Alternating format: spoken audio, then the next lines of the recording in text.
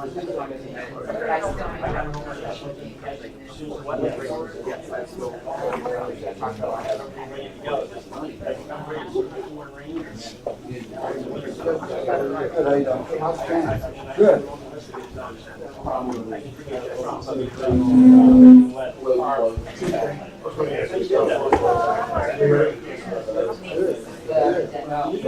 Back to work.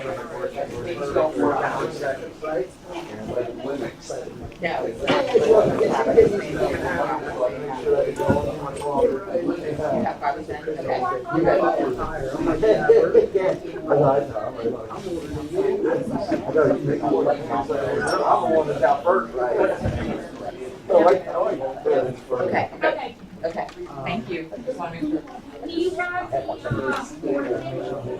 Yeah.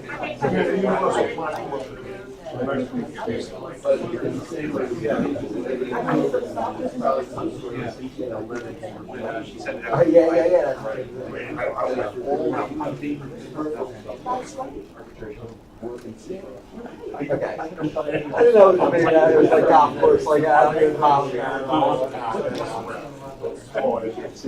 But I always had to play sports, right? I would run after more. Sometimes I could go around 2 o'clock to get so we start. Well, last night was Mine is one in the midst. I was actually in New York about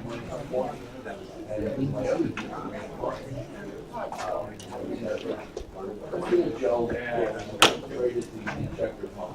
I don't know. And he ran it. I don't know. I'm gonna stick it out. It should have retreated until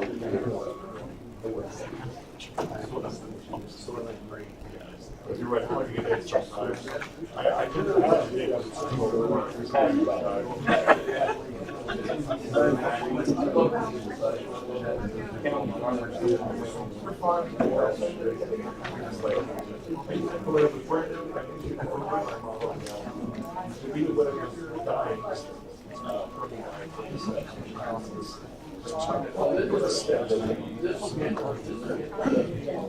about 20 years ago. Let's put it in.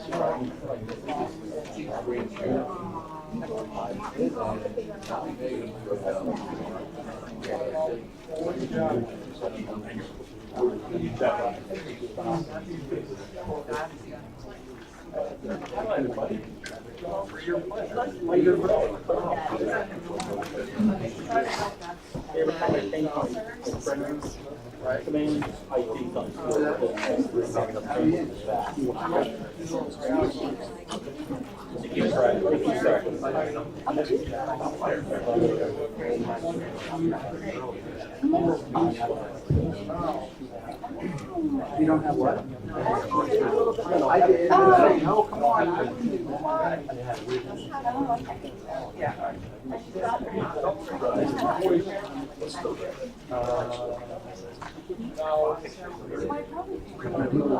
Well, then you call it back.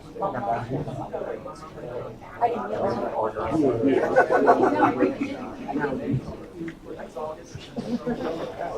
So that was.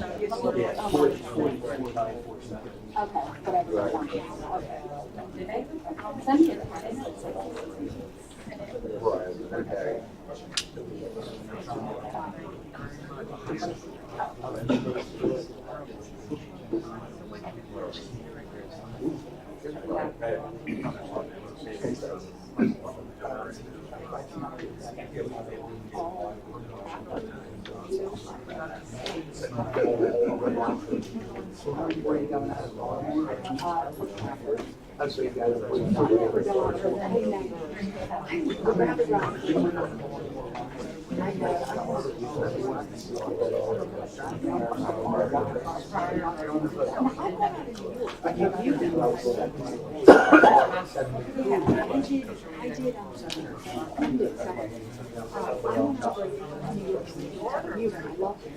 I did, you know, just train up, you know, and because I did like a couple days in Europe, so I did some shopping and that kind of stuff. So I just was like, I did like the that's fine.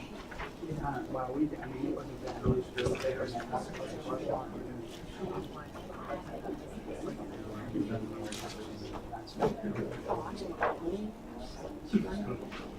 told you didn't want to do that.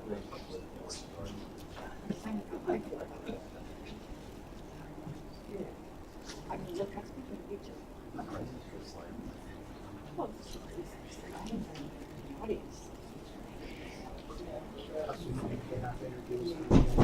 Just look it up.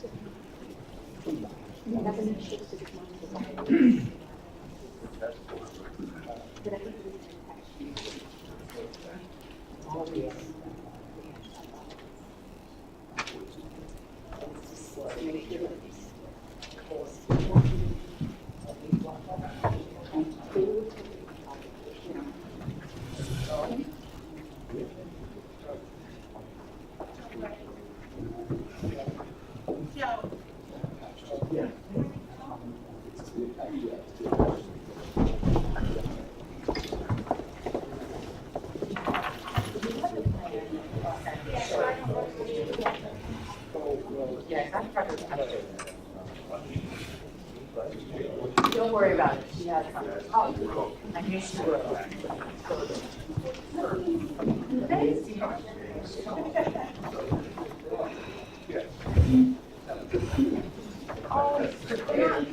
That's okay.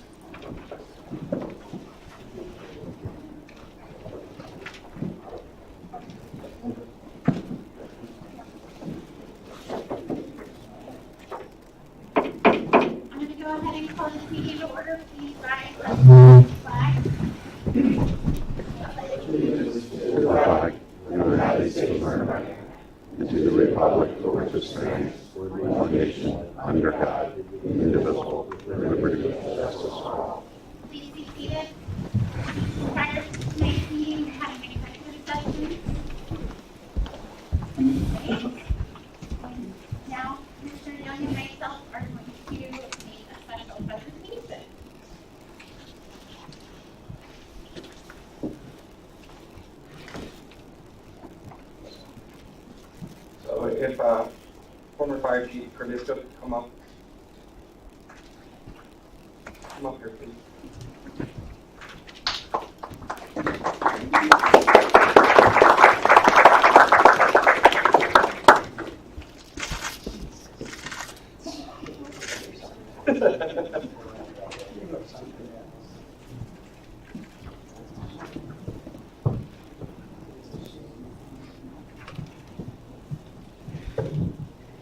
Okay, so we have a few special guests with us tonight, but I'm going to read this proclamation that the Board of Commissioners would like to give John. A proclamation of the Caln Township Board of Commissioners recognizing John Cordisto for his service and dedication to the Caln Township and the Thorndale Fire Company. Whereas the Board of Commissioners of Caln Township wishes to recognize and celebrate citizens that make a substantial contribution to the safety and welfare of Caln Township. And whereas John Cordisco has served Caln Township through participation in the Thorndale Volunteer Fire Company since 1985, and whereas John Cordisco has served as president of the fire company from 2008 to 2010, whereas John Cordisco has most recently served 2 terms as fire chief of the Thorndale Volunteer Fire Company from 2013 to 2018, and whereas the Board of Commissioners wish to recognize the dedication and efforts of John Cordisco as presented to the community as a volunteer fire company president, and the chief of the Thorndale Volunteer Fire Company. Now therefore be it proclaimed that the Board of Commissioners of Caln Township wish to recognize and thank John Cordisco for his dedication and service to Caln Township and Thorndale Volunteer Fire Company, presented this 31st day of January, signed by all of the commissioners.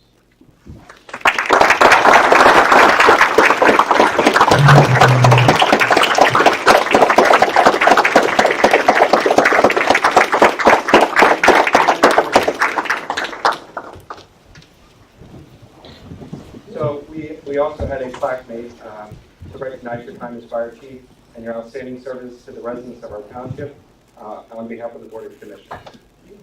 All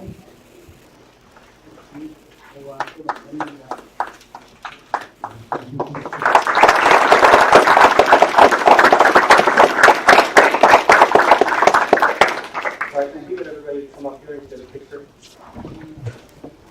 You want to say anything? I just want to thank everybody. The board has always been very supportive of the fire company and myself, and I appreciate that. The township as well. It's been an honor to be part of that.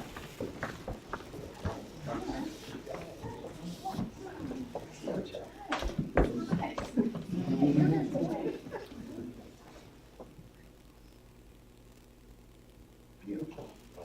Thank you. Thank you very much.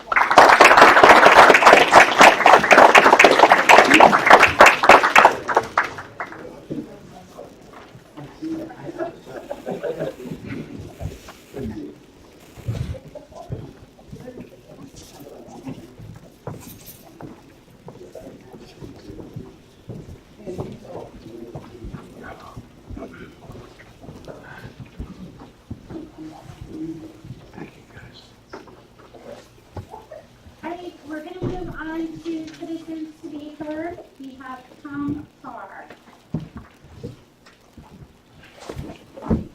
Good evening. Back in December, there was a meeting that was canceled. Our emails were collected about the qualified overlay. We were supposed to get information about it, and we never did. Why?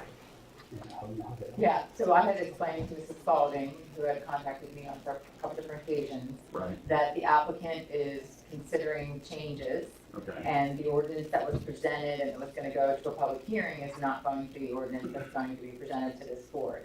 And so it didn't make sense to circulate something that is not going to go forward as was originally contemplated. Well, We don't have any additional information at this time. The applicant is reconsidering what they're doing, reconsidering the ordinance that they presented to go to a hearing.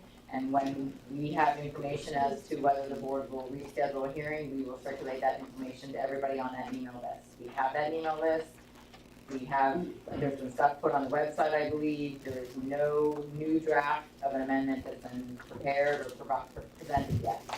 So it didn't make a lot of sense the exhibits that were prepared were specific to that particular ordinance, and that particular ordinance is not going to go forward. understand it, but again, there were people that were not, they didn't know. As of last week, they were still waiting for information to come from the township. How hard is it for somebody to hit a keyboard with email addresses to say, it's dead, they're going to redo it? I don't know what's on the website, so. There's nothing on the website about it. We can ask the township staff to update the website with information that we do not have any current plans to move forward at this time. Okay. And we'll put that update on the website. We can ask the staff to send out an email as well, but that will when Regal comes back, you have our email addresses again. Is that something that we would be able to get? Yes, It is? yes. Okay. If you're on the email list, then you'll get information about the ordinance, the exhibits, and the date if we have anything scheduled. Okay. Right. All right. Great, thank you. Mrs. Spalding. Kind of following up with that, there's a lot of confusion about the process of the ordinance. I would really appreciate if somebody would just walk everybody through because nobody really understands.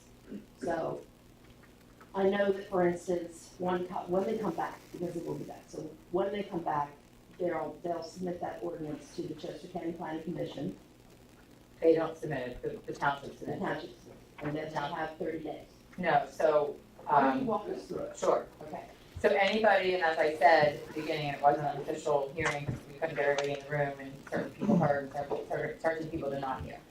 But any property owner within Caln Township has the right to petition the governing body, the Board of Commissioners, to make amendments to the zoning code. So if anybody owns a piece of land and they don't like how it's zoned, or they think of a different use that they'd like to do, or they don't like the area and bulk regulations, they can petition this board to make amendments to that zoning code. That's a legislative decision for the board to make. So they serve as the lawmakers and they get to decide what the zoning ordinance says. Obviously, there's certain laws that follow in the ordinance. Procedurally, there's a state law that governs exactly how an amendment to a zoning ordinance has to be enacted for it to be lawfully done. In this particular case, what was being proposed was to create a different zoning overlay district. And also had zoning text changes that went with that. So the ordinance, first of all, this board has to agree that they want to consider it, in which case a public hearing would be scheduled. Before it goes to that public hearing, the Caln Township Planning Commission has to receive a copy of the ordinance that would be proposed to go to the public hearing. And this board would then get the comments from the Planning Commission. Planning Commission being a recommending body to this particular board. And those are public meetings, and those are advertised public meetings, and their agendas are available, I believe, on the website in advance of the meeting. The ordinance that goes to a public hearing also has to be sent to the Chester County Planning Commission, who is given a 30-day review period. So one of the exhibits that we would have had is whatever the County Planning Commission's comments were. And that actually was part of the reason why this board has given staff direction to sort of take a look at some of those county comments, because a lot of them were very good comments. And so until we have a public hearing, we really don't have dialogue about those comments. Staff has looked at those and thinks that a lot of them make a lot of sense. So if an ordinance comes back, some of the county comments will probably be incorporated into a redraft. The ordinance will have the property will have to be posted at least 7 days prior to a public hearing. And the property owner, in this case is only one, they have to get notice of that public hearing 30 days prior. The public hearing itself has to be advertised 2 consecutive weeks, not less than 7 and not more than 30 days prior to the date of the hearing. So all that has to happen. The board then can have a public hearing, obviously take input from everybody. There's no quote parties to the hearing. It's just people providing their comment on whether they think the ordinance is good or bad, whether they think certain changes should be made. At the close of that hearing, after everybody's given an opportunity to comment, the board can decide to say, no, we're not going to pass it. They can say, we'd like to pass it, but we want to make certain changes, in which case it has to go back to both the county planning and the county planning. Or they can say, yep, we want to enact it.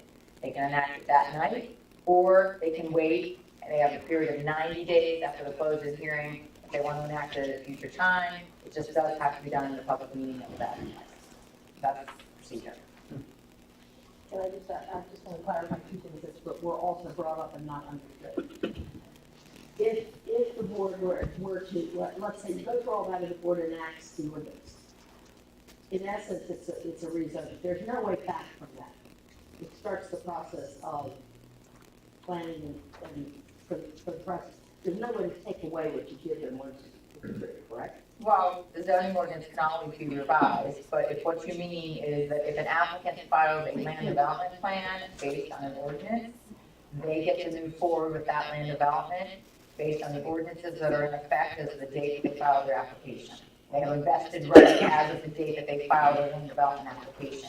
Now, they have to see that application through to get approval on it, Right. But a zoning ordinance is always something that a different board or this particular board could decide to change in the future. Okay. If for some reason they turn it down, isn't it the case that in essence, because it is an overlay and not a quote rezoning, that Regal has no legal recourse to sue them? They have no, it's very difficult for any applicant who requests a board to change the zoning ordinance. There's very few times that you could successfully argue and sue the township to change it. I mean, if it was done discriminatorily or if it was, they violated their constitutional rights in some way, they could. But it's, as I said, it's a legislative decision for this board to make, and it's given, they're given wide latitude and wide discretion on whether they So want they to don't change have it. to, they don't have to, that's not hanging over their head. No, that's not hanging over there. Okay, thank you. Donna Hetzel? Hi. I just want to know, are there any traffic studies, letters, or communication from PennDOT or any of the developers about any of the traffic issues regarding the Taco Bell going in on 322 and on Reed Avenue? Any traffic studies done? Do you have information? Yeah, I mean, about that? Taco Bell's on the agenda, so I don't know if you want to wait to hear that. Their traffic engineer is actually here in the audience, but yes, that was, there was a conditional use hearing for that, which is the zoning approval, and as part of that, there was traffic testimony. They also, because those are state roads, both Manor Avenue and Rock Raymond are state roads, so they have to coordinate the improvements with PennDOT. The township doesn't somewhat get involved in that in terms of getting copied on communications. But that's something that PennDOT has the ultimate jurisdiction to decide what ultimate changes to those two roads. But when we get to Taco Bell, you And know, would that be the same at Lloyd also? yeah, doesn't say yes, did not say yes. The traffic engineer said yes, so. So, and if there are studies, would you have to go to like a written note to give answers? If, to the extent we have them in the township files, yes, those would be public records you could have access to. Okay. Correct. You know, files I would look under? Well, it depends on which one you're talking about. For Taco Bell, there'd be a Taco Bell file. Okay. Yeah. Okay. Rick Urban? Good evening. I had a couple of concerns or questions about this ordinance that you're voting on tonight. Is that something I should bring up now? Subdivision land development ordinance, Yes. there's gonna be a public hearing for that as part of this meeting. So Okay. that would be appropriate to do it then. Okay. Okay. Jeff Trago? Also have comments, might fall in the same category as Rick's. The resolution you plan to look at as far as the comprehensive, Chester County Comprehensive Plan endorsement this evening. Should those comments be made now or We then? can wait until we have that agenda item. Okay, Bob Hetzel? I'm not sure your name. Bob from Lloyd Avenue? Yeah. Is there, a 2018 income and expense report specifically, for Ingleside Golf Club that we can view? Yes. There is, will we be able to, we could see this, online through? We're in the process of finishing up the statement for 18, the 17th statement. would be, Okay, would you be able to tell me how much, profit or loss, was for that year for the golf club? Is that, would we be able to see that? Yes, you would. We should, okay. Are there any kind of reports done, within the side, that were done separate from the township that we could view? We have the annual audit, and that's one of the ones that's audited as part of the audit. You have to see separate numbers for that. Thanks. Okay. Bridget Husband? Oh, we just registered. We Oh, didn't- okay. And Rudy, I guess. Okay. All All right, and you can make additional public comments at each agenda item as they come up. Okay, Ms. Camp? Okay, so the first thing is a public hearing, which is part of this public meeting, but it has to be advertised. As I said before, there's a state law, the Pennsylvania Municipalities Planning Code. And that law allows municipalities to have both zoning ordinances as well as subdivision land development ordinances. Before the board can amend the subdivision land development ordinance, they have to go through the same process that I described for amendments to a zoning ordinance. So we have to advertise this as a public hearing. We did that in the Daily Local News on January 16th and January 23rd, 2019.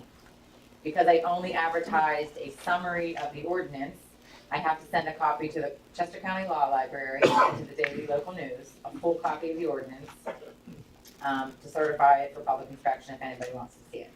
So I did that in a letter dated January 16th, 2019.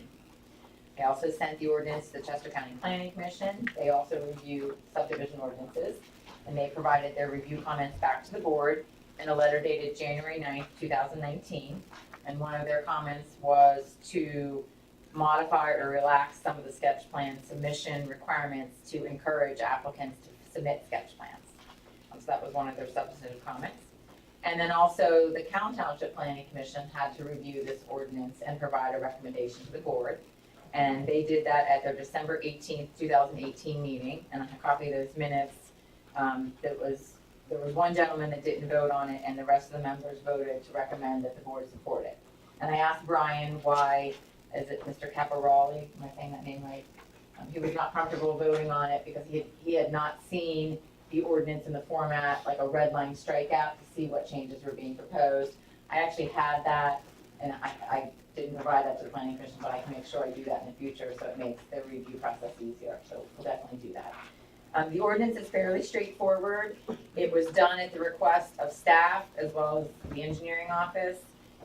When applicants come in with plan sets, the ordinance calls out and specifies the number of plans and the number of different materials they have to submit.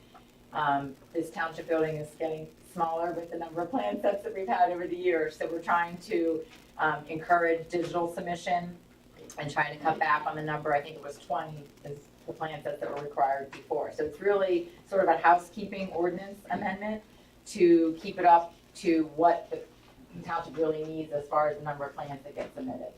So it's amending the processes for sketch plan submission, preliminary plan submission, final plan submission, and then it's also addressing how the township, the fees that they charge for applications for land development, as well as the review fees.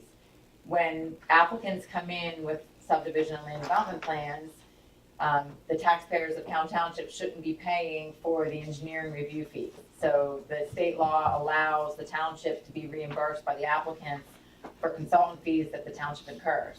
And that's the practice that the township's been following, and this memorializes that practice. It also, once the development has been approved and is being constructed, the township engineer goes out and inspects certain phases of the construction, and those review fees and inspection fees also get reimbursed by the applicant. And so we just wanted to make sure that the language in the ordinance followed the state law as far as that procedure goes. So that's really the purpose of this amendment. Again, I consider this more of a housekeeping to make it in line with the practices and the procedures that the building and code department, as well as the township engineer, want to see happen. So I'm happy to answer any questions the board has. Are there any questions from the board? Okay, any questions or comments from the public? Yes. I guess I wish I would have had a red line strikeout because that was going to be my first comment. It's very difficult to compare two documents and it would save me a lot of time. But nevertheless, I was concerned about 4 things that I saw dropped out of the previous one, and maybe you can enlighten me as to why they were dropped, or maybe they're elsewhere. When you say dropped out, meaning the existing subdivision ordinance today? Yes. Okay. The first one, it was right at the final plan. It was right at the beginning. It says basically, within a year of approval of a preliminary plan for a major land development or subdivision, the applicant had to submit a final plan or get an extension from the board in writing. Otherwise, the final plan would now become the new preliminary plan. That's withdrawn, so that just seems like, Because that's inconsistent with the state law. The state law says that you have 5 years from the date of preliminary plan approval to move forward and substantially complete your plan. So to arbitrarily say you have to do it within 1 year is not consistent with the state law. okay. Second one, basically it was the final plan as well, these are all in the final plan. It said prior to submittal, it had to be accompanied by, and this was quotes, all other necessary private approvals of Caln Township and any and every other governmental body, agency, or authority. Again, that's not consistent with state law. The MPC specifically says that they can't condition their final plan approval on outside agency approvals. So for example, well, take Taco Bell for example, if they need a permit from PennDOT, we can make it be a condition that they show us they have that PennDOT permit before we let them record the plans. But we can't say you can't get final plan approval. If you meet all the town code requirements, they have to be able to grant plan approval. If they have to, before the plans get recorded, show us you have the HOP from PennDOT, that's okay. But we can't do it as part of a submission requirement. Okay. Third one, there were requirements for the amount of time to submit a revised final plan in advance of your meetings. Basically, it sort of at least gave you 21 days. And I didn't see that in there. Now, it's almost like they could throw it at you. Yeah. And you can speak to the, Right now, current submissions are the first day of the month of the prior to the planning commission meeting. So if an applicant wants to be in the planning commission meeting for March, they need to submit tomorrow. those are like, and there's different ways you can go about doing this. This is in the ordinance itself. And I think what we were finding was that sometimes because under the MPC, the board has a certain time frame to render a decision on a plan or else it's deemed approved. So there's sort of a give and take a lot of times on that time clock. And Brian's office is very good about keeping track of where that time clock is. But having an arbitrary, and I don't want to say arbitrary, but having a very hard and fast date set forth in the ordinance didn't always work with keeping track of that time clock. So they do have a policy that they follow, but talking to staff and the engineer, we thought it was better to pull it out of the ordinance and have it be more as a policy that needs to be followed, because that gives some flexibility in the give and take that goes on between the engineering office as well as the applicants. Okay, so then nobody's gonna like come like 7, 10 days ahead of and try to get it on.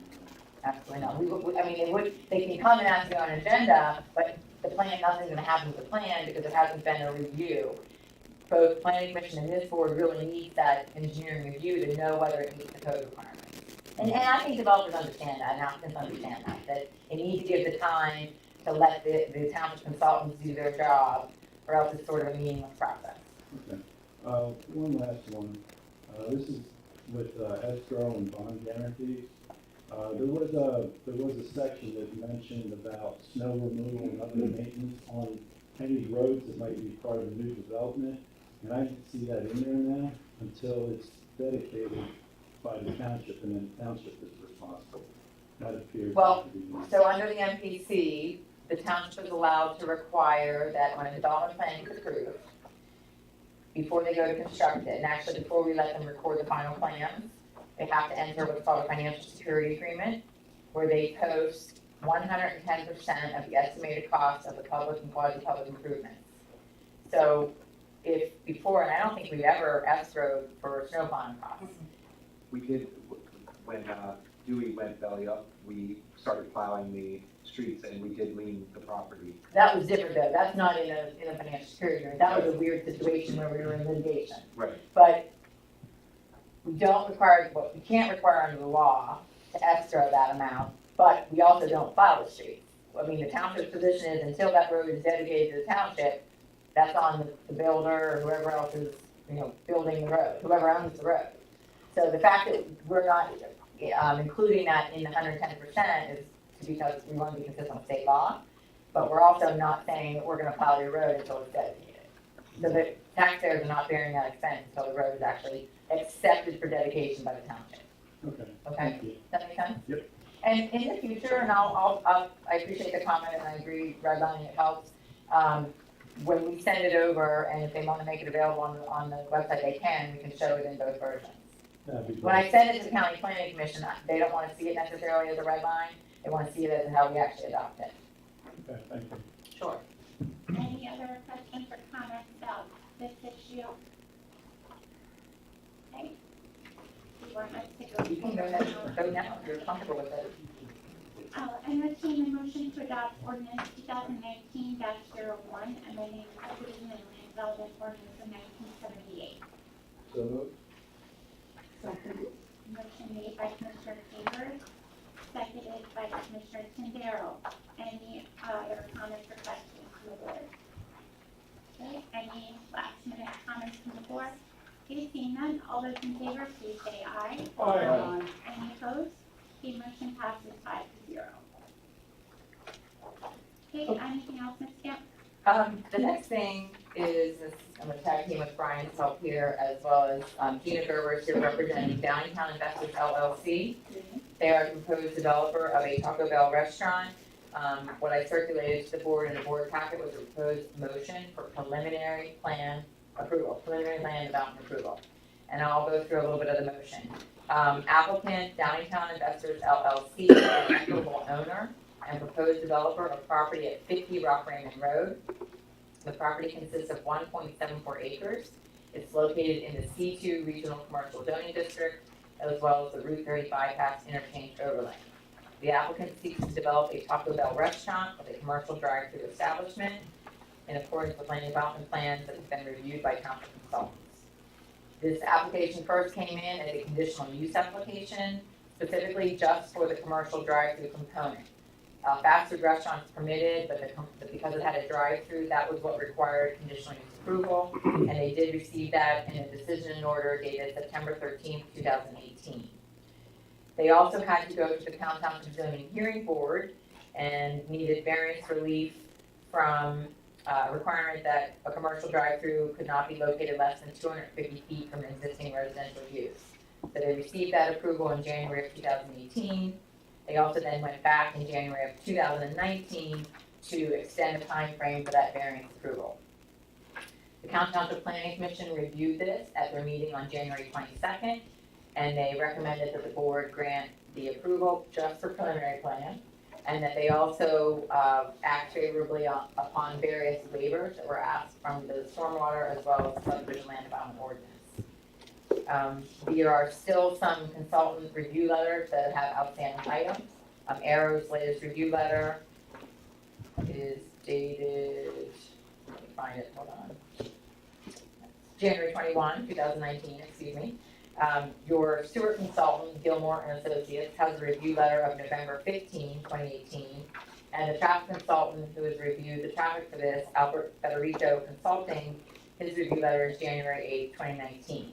So there are still some outstanding conditions in those letters that would have to be met and complied with before the board could act on a final plan. But before you is a proposed motion granting preliminary plan approval with various conditions. The property and the development have to comply with the terms of the zoning ordinance, the saldo ordinance, the stormwater ordinance, the terms of the conditional use approval, the terms of the zoning hearing board approval, the latest township review letters that I just outlined. They still have to obtain a sanitary sewer capacity reservation agreement that's consistent with the Caln Township Municipal Authority regulations. There's an operation and maintenance agreement that has to be entered with the CTMA, the municipal authority, because there's going to be a grinder pump on the property. One of the conditions of the conditional use required them to get your approval for the location of the speaker. They have identified the speaker to be on the side of the building that's furthest away from the residential properties, which is that's the western side. I did circulate this plan that shows the speaker location. Gina, if you want to show this to them. Ray Stackhouse, the zoning officer for zoning department, felt that this was an appropriate location and was the furthest it possibly could be from the residential properties. That was one of the things the conditional use order required board act consent on. So provided the board is comfortable with that, this preliminary plan approval would approve that location. There are various stormwater ordinance waivers. The one waiver from a Saldo section is for shade trees along Horseshoe Pike and Rock Raymond Road. I'm gonna let Brian speak to that. Yes, the waiver for Rock Raven Road is for a partial relief to only provide one of the required 5 shade trees because of the right-of-way for the pipeline prevents them from having any frontage that's in plan. There's room to provide one tree over there, to meet the requirement of 5. And we are supporting that. We are not objecting to that waiver because of the configuration of the lot. And the planning commission also was comfortable with that waiver, given, again, what you just Given said. the site constraints. The order also would require them to pay the fee in lieu of open space in the amount of $2,353.82, and that's based on a resolution of $855 per 1,000 gross square feet of building space. They have to obtain all the other outside agency approvals before the plans could be recorded. This does not have any signs associated with it that the board is reviewing or approving right now. So to the extent that they submit a sign package and requires zoning relief, they'll have to go to the zoning hearing board for that. That's pretty much it as far as all the rest of the conditions or boilerplate that we always attach. And again, this is only preliminary plan approval, so they still have to clean up the plans based on the consultant review letters and come back to the board for final plan approval at a later date. And I think at this point, one of the reasons why the planning commission did not feel comfortable granting preliminary/final was because there's still some work that the applicant needs to coordinate with PennDOT as far as the road improvements. Okay, I guess because we had a question previously, it might be helpful for the traffic engineer to speak to the traffic study that you've done. Sure, sure. Good evening, I'm Matt Hammond with Traffic Planning Design. Good evening, everyone. Excuse me. So there was a question that was raised earlier about the traffic analysis, traffic studies, what have been done to date, if any have been done to date, and the coordination that's taken place. I can say that up to this point, there's been a traffic study completed. It was completed earlier in 2018. It was subsequently revised, excuse me, in April of last year. To date, we have 4 review letters from PennDOT. Again, I believe there was a mention of the fact that both Manor Avenue and Rock Raymond Road are both PennDOT owned controlled roadways. So we need to seek what's called a highway occupancy permit from PennDOT. So we have 4 review letters from PennDOT. We just recently, as of yesterday, I believe it was yesterday, resubmitted plans to PennDOT for their review. So about 30 days from now, we have a 5th or another review letter from them. We've also coordinated with the township traffic engineer. I know that we have at least 3 review letters from the township traffic engineer based on the traffic study, as well as the plans prepared. I believe May of 2018 was the first review letter. We have one from August of 2018, and then the aforementioned letter by Mrs. Camp from January of this year. So there's been significant coordination to date on the project, including the completion of at least 2 traffic studies outlining the traffic associated with the use in the area, and all in accordance with the township and PennDOT requirements. Any other questions or comments about the traffic, please? Yes, ma'am. Hello, my name is Chris Farr, 5 Illinois Avenue.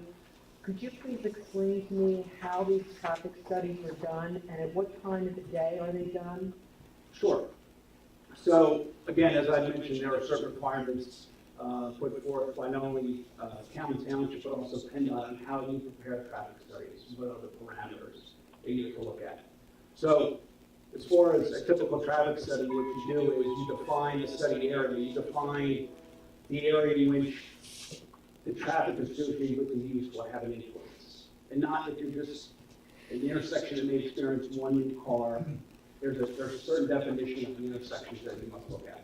So we look at, decide which intersections we're going to study, and then we count the existing traffic at those intersections, traveling through those intersections. It varies depending on the use. For this type of use, for the Taco Bell, you look at the AM peak hour and the PM peak hour. I just want to check one thing. Show them how big that is, just so they see the magnitude of it. This is the traffic study. So we we have a copy. We look at 3 time periods, the AM peak hour on a typical weekday, that's a Monday, Tuesday, Wednesday, or Thursday. The PM peak hour, Monday, Tuesday, Wednesday, Thursday. And then Saturday midday.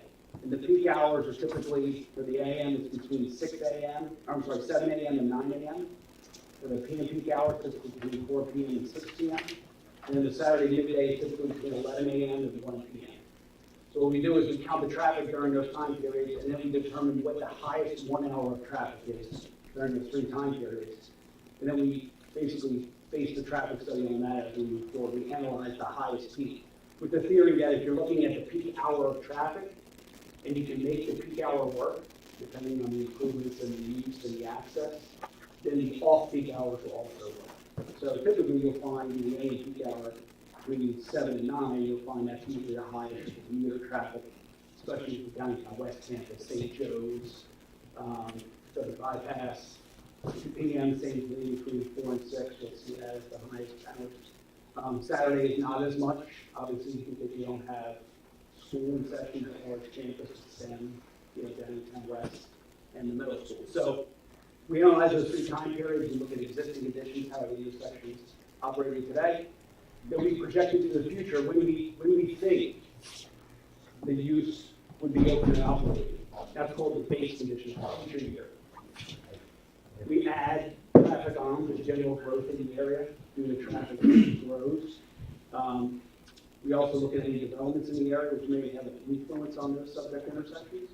Then we analyze it again, and that's kind of our base condition. Then on top of that, we add the traffic associated with the proposed use. And the requirements are that you cannot make the road, the intersections worse than they are in the future conditions, the base conditions. So there's a delta between the two, and we look at that and say, okay, we've made this intersection worse by adding X amount of traffic. So for us to bring it back to that level, we have to propose certain roadway improvements. Again, it's all laid out in the township's ordinances as well as PennDOT's requirements. We complete the study, we submit it for review, and as of this point, I don't believe there are any comments with respect to the traffic study that would alter the conclusions of the study.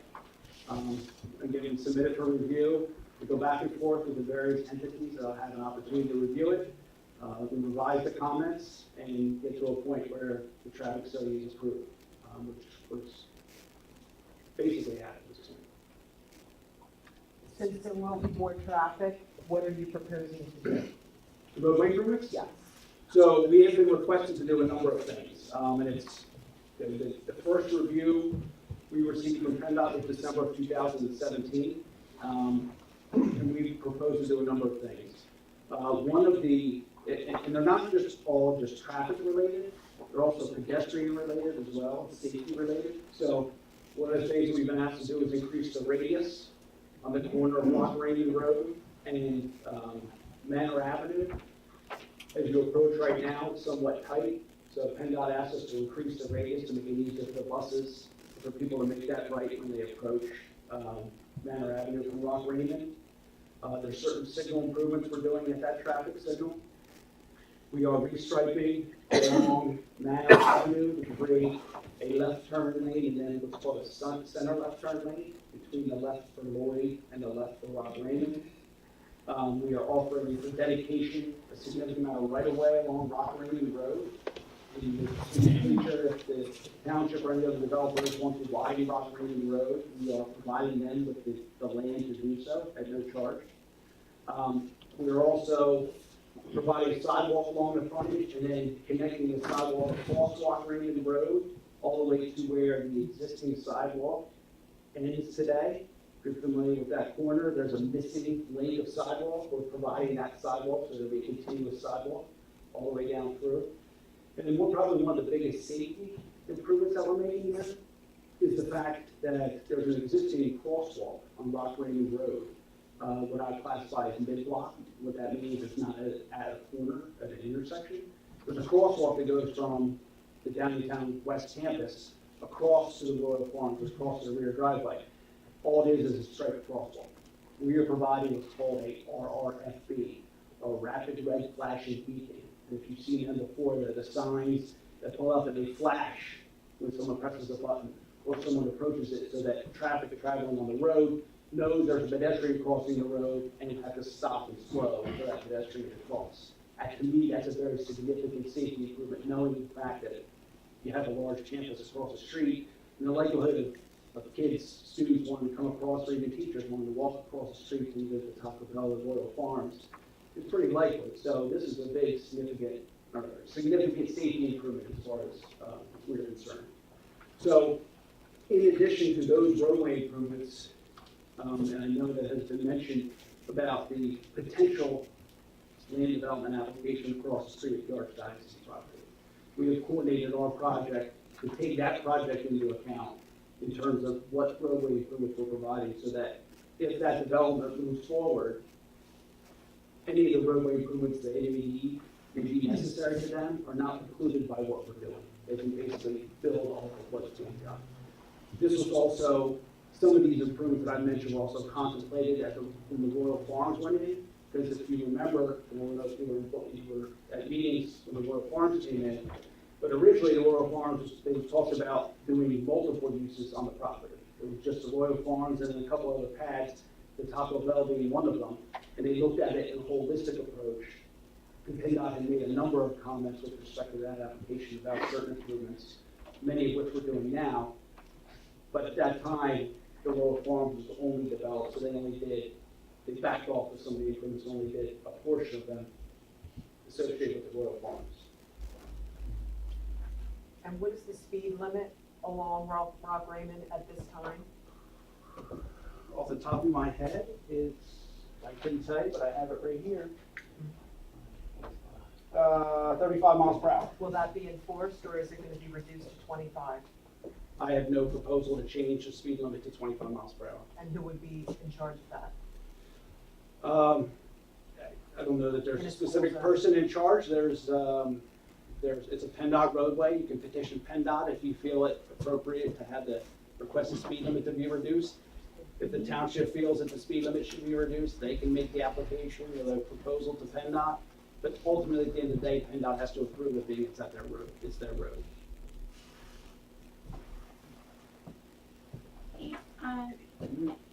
Yes, sir. Just to follow up, Rudy Hudson, 5 Beaver Run Road. You talked, and this is more of a general traffic study question, you talk about intersections and whatnot. Do you also look at choke points? Specifically, the bridge at Lloyd Avenue, which when we moved in there 30 years ago was a 2-lane bridge, which the township and the borough decided to make it alternating traffic and it's not enforced. Does a traffic study look at choke points as well as intersections? Sure, it depends on where you're looking and where your area, your study area that I mentioned before is.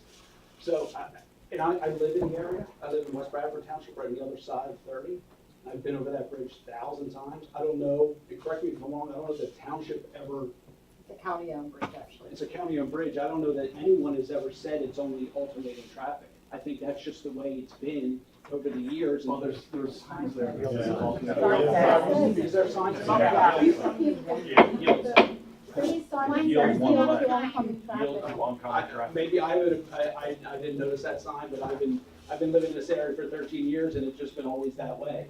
You can get 2 cars across, but again, to get back to your question, do we look at choke points? Yes, we do look at choke points. That would be an intersection, or that would be an area that we would look at more in line with the Archdiocese piece, with the larger piece, than you would for a Taco Bell. Okay, thank you. Yes, sir. Jeff Troya, 2 Beaver Run Road. Just as time's a blur for all of us, the traffic studies, were any of them done after Royal Farms was open and up and running full speed? Yes, sir. Yeah, so we did a traffic study. We were involved in a Royal Farms project. We did a traffic study for Royal Farms. And then once the Royal Farms was open, we actually waited to complete the traffic study for the Taco Bell until after Royal Farms was open, so we could have more accurate data. In the back. Suzanne Vitri at 52 Carlson Way. I heard what you said about the times of day you did your traffic study, and I think the morning and the evening, the 4 to 6 would go for if it was a 9 to 5 type of business, but due to the, you've mentioned the campus and there's 1, 2, 3, 4 schools there, including St. Joe's. 7 to 9 would cover the mornings. Any thoughts or any thought given to doing like, what, 2:30 to 4 when all the schools are letting out? 'Cause Sure. That seems to be a busier time, I would think, than evening there. So while it may appear that way, it's not. We actually did a traffic study for the STEM Academy. They're actually doing the expansion. They're adding some classrooms to that building, and we did a study during those time periods, and we found that the commuter peak hour is actually higher because it's over a longer period of time. You know, as far as the West Campus, it's about 30 minutes where it's heavy traffic, but it's not as much as you see from the commuter peaks. 7 to 9, you're absolutely right, because the commuter peak and the school peak coincide. Yes, sir. I'm Rick Urban, it's Spoke Road. I was curious, as part of the traffic study, before the light went in on the off-ramp at 30 bypass, coming down from Guthrie'sville on Manor Avenue used to be 2 lanes. One lane would go straight, one lane would merge onto the bypass. It was horrendous. There were so many accidents from people pulling out, so they put the light in. But before they put the light in, I think PennDOT or somebody came in and they re-striped the highway. So now there's a turning lane at the light, which like nobody ever uses, hardly at all. And all the traffic is in the right lane now. And everybody's trying to get on the bypass in the morning, and it backs all the way up the hill, up to almost sometimes to the Blue Moon right there. I was curious if part of your study, you look at redoing 2 lanes once it splits there, one that goes straight through to get down to the high schools and where most of the traffic is going, half of it, and then the other part of the traffic getting on the bypass. It sure would alleviate a lot of the backup going up 322. So we did not make a specific recommendation with regards to that signal. And my recollection on the ultimate decision on that geometry is fuzzy. But I do know that one of the issues, as you mentioned, was there was accidents with the 2 lanes and people trying to merge over. And what that striping is supposed to do, while it does back traffic up, it's supposed to eliminate that by making sure that when you approach that signal, you're in the 1 lane, rather than people being in the outside lane that want to get onto 30 versus people in the outside lane. When the light turns green, racing, so that person can try to get in front of you so they can get over the 30 bypass. That's what's usually what that's done to alleviate those issues. I can tell you there's significant improvements to be proposed by PennDOT. There's 2 preferred alternatives right now with respect to that interchange. I also know that PennDOT had asked, and this doesn't necessarily address your comment, but they had asked the developer of the Archdiocese property to make some changes to the 30 bypass ramps. If you go under a 30 bypass before you approach Lloyd, you have that westbound off ramp to go towards Downingtown. You have a lot of weaving that's going on there. People jockeying over to try to get a farm, jockeying over to try to get a Lloyd. What they had asked to do is take that ramp and actually pull it back so that it's in line with the other one. You need a little bit more area for that weed to occur, which we created a safer situation in that area. But it doesn't specifically address your comment, but I do know there are alternatives and there are significant improvements proposed, not only 30 bypass, but all the interchanges areas of bypass in this area. Just one quick last question. You know, they're gonna be doing a ton of building up beyond Guthrie'sville, up where the country club is, the field on the left, I'm talking like well over 1,000 homes. And it's gonna be ridiculous, because everybody's gonna be coming down to the bypass. Is there anything coming up in the future as far as planning on that? So I'd probably say not 1,000 homes. Yeah, you say it's not 1,000. I'd say it's probably more in the range. 700. Probably. 300 homes is the difference. I would say it's probably less. And that's East Braidway, that's like Caln. So unfortunately, other than PennDOT, when they're looking at the 30 bypass, they're looking at actually widening the bypass and redoing all the interchanges. And as part of that, they take that regional approach where they look at all the developments that have been proposed or approved over the years that just haven't been built or will be built, and model it just like we would a traffic study, but a larger influence area. to determine what improvements are necessary, and that's the result of those two alternatives that they have, the improvements. One other thing that, the Western Chester County Council of Governments meets here, every month, and myself and Commissioner Breton are on that. That group is gonna start a 322 corridor, kind of task force. So it would be, Honeybrook, West Brandywine, East Brandywine, Caln Township, and Downingtown. So as elected officials, we are aware that that's becoming a serious issue, so we're gonna create a task force for that. Thank you. Okay, I'm gonna take one more question on, It's a quickie. okay. PennDOT, Tom Clark, sorry. PennDOT, isn't the earliest possible part of beginning of construction would be like 2025, 2026? Yes. Force any kind of interchange change at 322 and the 5 Ave, I would say that's probably likely. right? Yeah. Okay. I would say that would also be like 2025, 2026, like you said. That's probably about But right. Matt, that's not necessarily, if the township determined, if the Archdiocese property was developed, that intersection and traffic signals needed to be done, that's not gonna wait till 2025. No. So each application, just like this, the Taco Bell, each application comes in and has to basically stand on its own. They can't sit there and say, well, in 5 years or in 6 years, this is going to happen.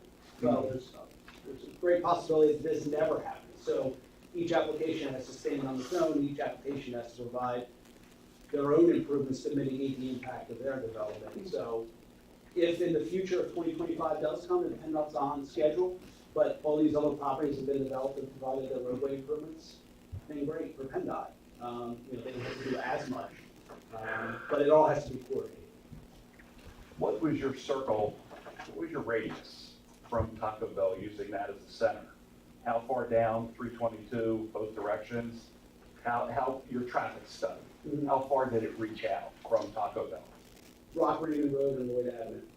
So that's as far as it went? Yes, sir. How far up Lloyd Avenue? Just to the intersection? Lloyd Avenue and 322. That- Lloyd that's Avenue it, Manor, that's Rock it. Raymond and Manor. Okay, so just that block basically, right? Correct, and then down Rock Raymond to the existing road behind the Royal Farms, Right. the connector road Right. where our access will come off of. Okay, thank you. You're welcome. I'm now going to entertain a motion for the preliminary plan approval for Taco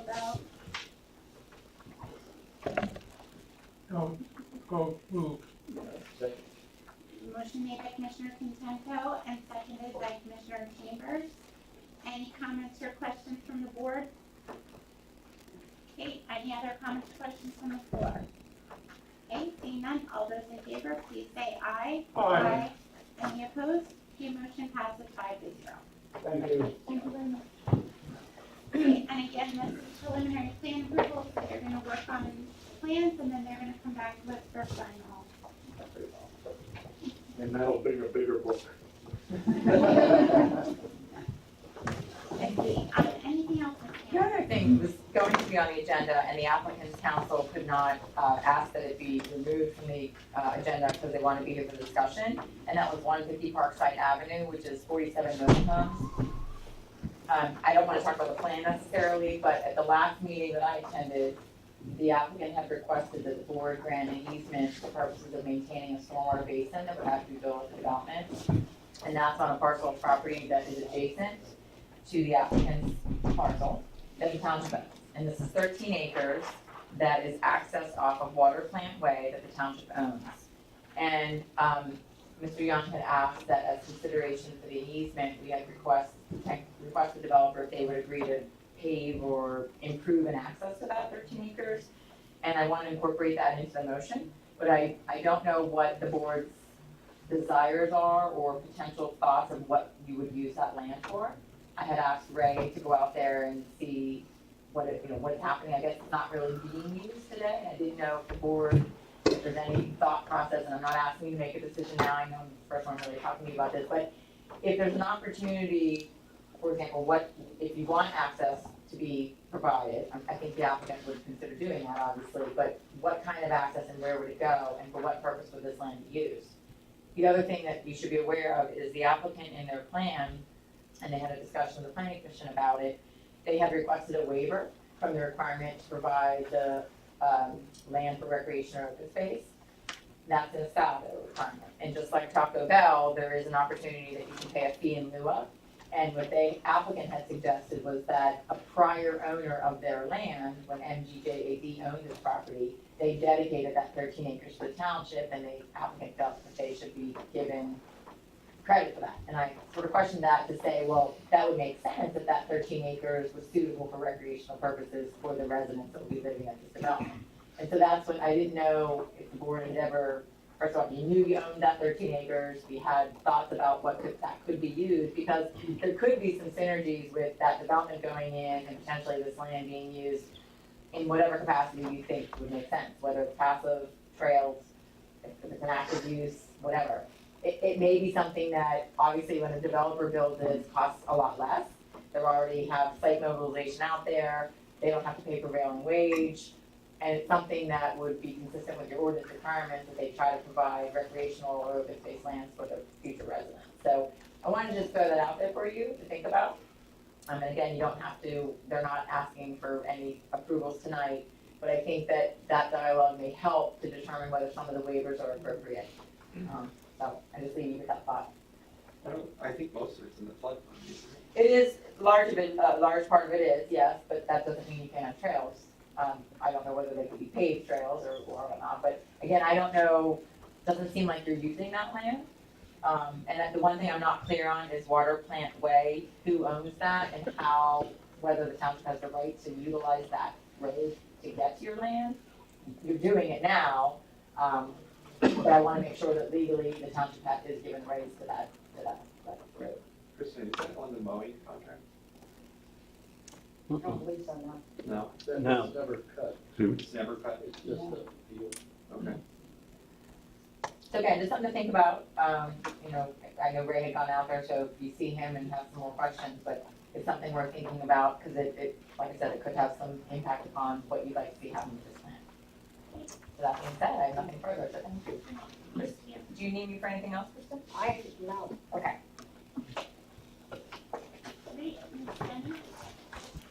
Yes, we have a request from, Pennsylvania Caln, that we do a proclamation for them for Pennsylvania 811 Safe Digging Month.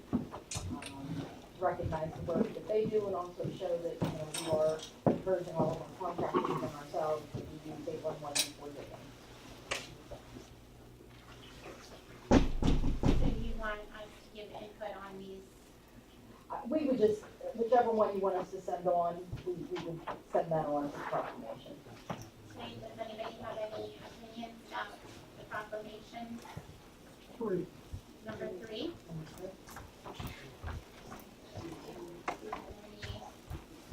I like 1 or 3.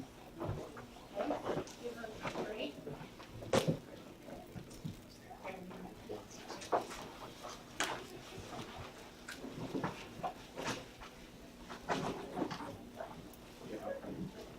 Okay. 3, okay. Thank you. Fisherville Road, actually, Ms. Camp? Just for what, the Fisherville Road bridge contract? Yes. We just need a motion to proceed with that. Right, so that's an amendment because the original notice to proceed was issued. We're still working with the property owner to require the necessary easements. I actually have a meeting with Mr. Smith next Monday, and I have some follow-up communication with the other property owners, the Wojciechowskis.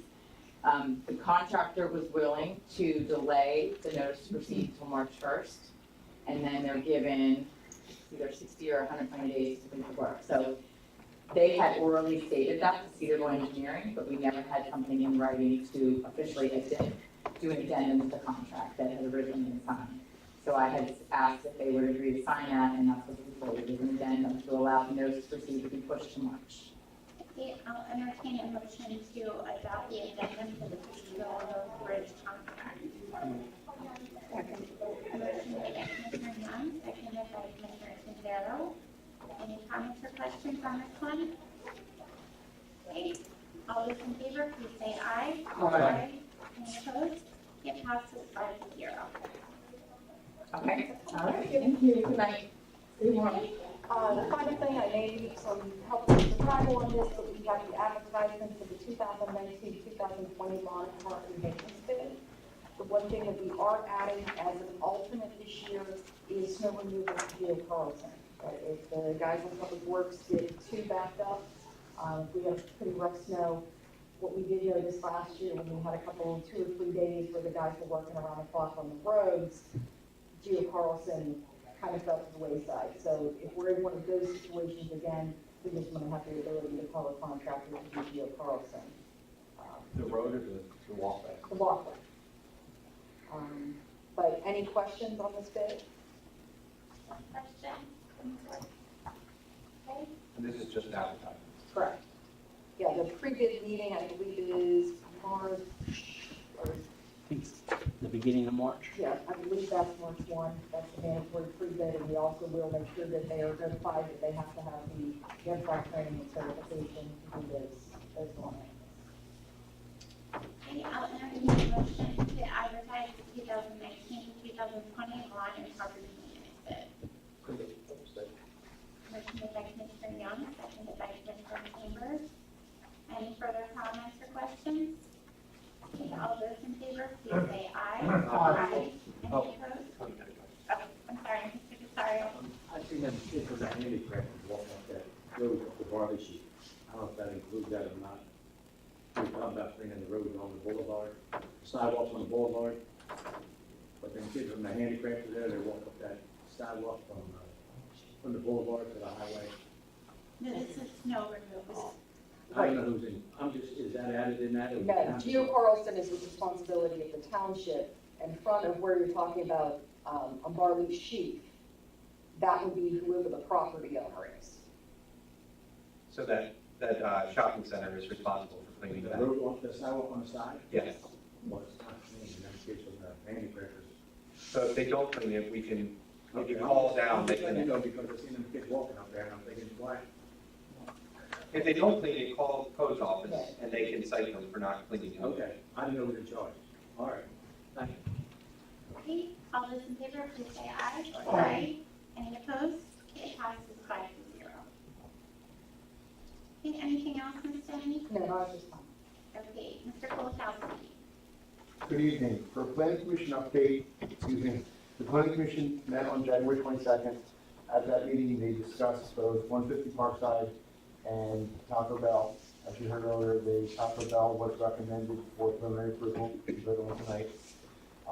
150 Parkside have requested to remove themselves from the agenda tonight to come back another time to discuss with you some of the issues they have. So they're, but they, at the planning commission meeting, the planning commission did vote to recommend a positive recommendation to the board for final approval, conditioned upon the applicant addressing the comments contained within Arrow's January 18th review letter, Alfred Consulting's January 18th, 2019 review letter, and Gilmore Associates December 12th, 2018 review letter. The applicant was requesting 13 waivers, and from those waivers, the board did, the planning commission did recommend supporting all but 2 of them. The 2 they recommended that the board did not support were the waivers from providing curbing and sidewalk along the entire property frontage and Parkside Drive. That was the waiver that the planning commission did not support. But they did support the other ones for stormwater, for example, one of them is subdivisions required to have a minimum block length of 500 feet and not a maximum length of 1,600 feet, where the block of the 2 mobile home blocks is only 200 feet. So it doesn't require a minimum block length. That's one of the waivers. The other one is the length of the private road. So a private internal road is longer than the ordinance permits. Need a waiver for that. They're requesting a waiver for, I said earlier, the fee in lieu of the dedication of land. That is something that was brought forward tonight for discussion. And then the center line radius for the horizontal curve on the streets. They have really tight radiuses that do not, that are less than the minimum ordinance requirement. They end up providing information, additional truck turning information to indicate that their delivery vehicles can bring the mobile for these modular homes to provide it. The roads do comply and provide safe access for the requirements for the fire apparatus, but they need to still provide information. And that information, when it's provided, we don't, the traffic engineer did not object to the waiver if requested if that information is provided. Another waiver was about the doing work within the riparian buffer zones, because those buffer zones will be changed by FEMA, and they go through the letter map of revision, the letter map amendment process, which is currently going through FEMA. So the conditional for that waiver would be, the waiver is conditioned upon the applicant's successfully getting the information from the letter of map revision from FEMA, which that has been submitted. And the other one was the applicant did agree that if something was changed through the process of review by either PennDOT, or not PennDOT, PADEP, Cheshire County Conservation District, or FEMA, that would require a change to the plan, they will come back to the planning commission and represent the plan again for approval. So they've agreed for the preliminary final recommendation, they would come back if necessary to try to outside agency changes. So that's So what you're it gonna is. come before us. Yes, they're gonna come before you again another time, but I just wanted to give you an update of what happened at the planning commission. What was the reason for the sidewalk not recommending that? To provide, the audience and the planning commission were in agreement to provide pedestrian access to try to allow people to get to the road. Okay. And there's nothing on that road there now to allow people to get out to that corner.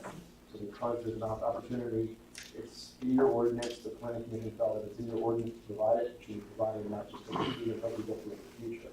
We don't need to get to it now. A potential alternative could be providing a safe pedestrian access, but not necessarily curb and sidewalk. That's something for discussion with the applicant and the engineer. Any other questions for Mr. Kulikowski on that? Okay, anything else?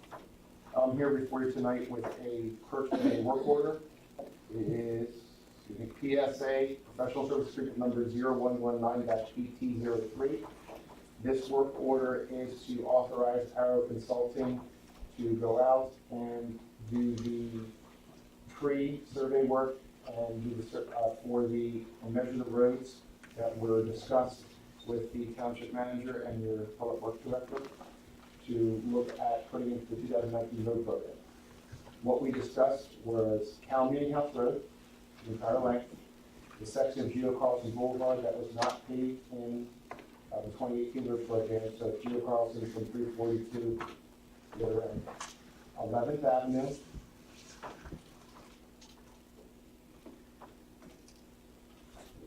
so 11th Avenue from basically, it goes under the railroad tracks to the, almost to Merchant Street. There's a section there that needs to be repaired.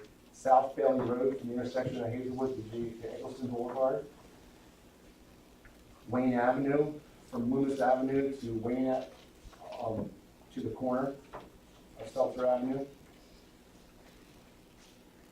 Hazelwood from Lincoln Highway under the bridge to South Bailey.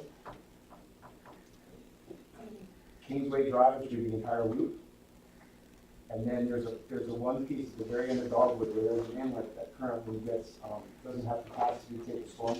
At the higher level storms, it inundates the area close to inlet, the top can't take the water, it rises and tops the curb line. We're proposing as part of this to provide some relief inlets next to it to allow more capacity from the surface to the water in place instead. Currently, the surface, the actual inlet itself, the great capacity for the water that's coming down Dogwood. So that's what we're looking to put into the program. What the work order is before you tonight is to do the field measurements and provide the mapping and provide the cost estimates for these roads for them to analyze them and compare them and have staff input on, present to the board then at another meeting, the costs, potential costs, so we can decide which of those roads are going to be done based upon cost factors. This is part one of the program. Part two would then be the bid documents, taking it through bidding, through construction, and finalizing the project. And what's the amount of the work order? The work order amount is, one second. Yeah, It is under compensation on the last page. It is written out as $17,840.00. $17,840.00. Okay. I'll entertain a motion to accept the work order for the 2019 road program in the amount of $17,840. So moved. Second. Motion made by Commissioner Chambers, seconded by Commissioner Sindero. Any comments or questions from the board? Any comments or questions from the board? Mr. Rosario? The shoreline is gonna go up that way, are they going, is going to interfere with this? No. So, I'm sorry, go ahead. No, we talked about that in the I planning know, meeting. that's why I brought it up. Yes, we talked I about don't that in wanna the planning. throw the blacktop here. Okay. Yes, we took that into account, and that road was taken out of the discussions, we crossed that off the list. All right, thank you. Okay, any other comments or questions? Okay, all those in favor, please say aye. Aye. Any opposed? It passes 5-0. Thank you. Welcome. Anything else, Mr. Kulikowski? That's all I have tonight. Do you have any questions for me? Oh, Mrs. Spalding has a question. This is simply an aside, but this it came up twice tonight about both in the Hart side and in Taco Bell, where you're going to accept money in lieu of open space. It's my impression, I haven't been to meetings recently, but going back to quite a while, that the township frequently accepts money in lieu of improvements. So my question is that money going into a separate fund for future improvements? Where does that money go? Well, are you asking for specifically open space, or are you asking for the fee in lieu of? When you accept money in lieu of improvements, or open space or whatever, is So, it going into a There's separate potential fund? for 3 fees in lieu of for any project that comes before the board for land development. One would be the open recreation space. Okay, One would be potential for sidewalks, and one would be potential for curbing. The ordinance requires, its requirements to provide all 3.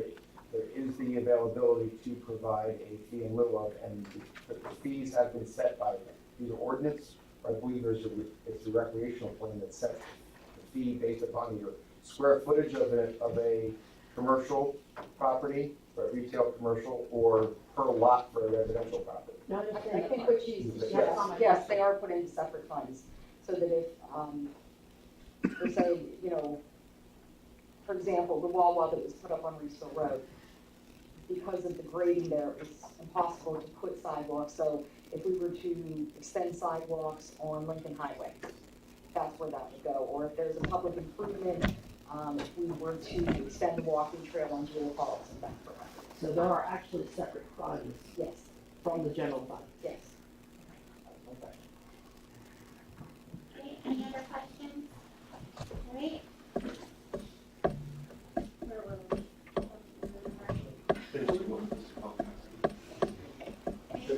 Anything else you guys have? I think we're all set. Okay, All thank you. right, thank you. Okay, we'll move on to resolution 2019-02. I'll entertain motions to adopt that resolution disposition of administration documents. Motion by Commissioner Young, second by Commissioner Chambers. Any comments or questions on this one? Okay, all those in favor, please say aye. Aye. Any opposed? Passes 5-0. I'll entertain a motion to adopt resolution 2019-03, U.S. Bank lease and authorization for the township manager to execute the police department copier. Motion made by Commissioner Sindero, seconded by Commissioner Young. And James, where is our, the average investment is what, $213 a month, right? Commissioner? The proposed lease. I'm not quite, it's 168. It's actually, it's over the 5 years, it's a $13,000 savings from the contractor. All right,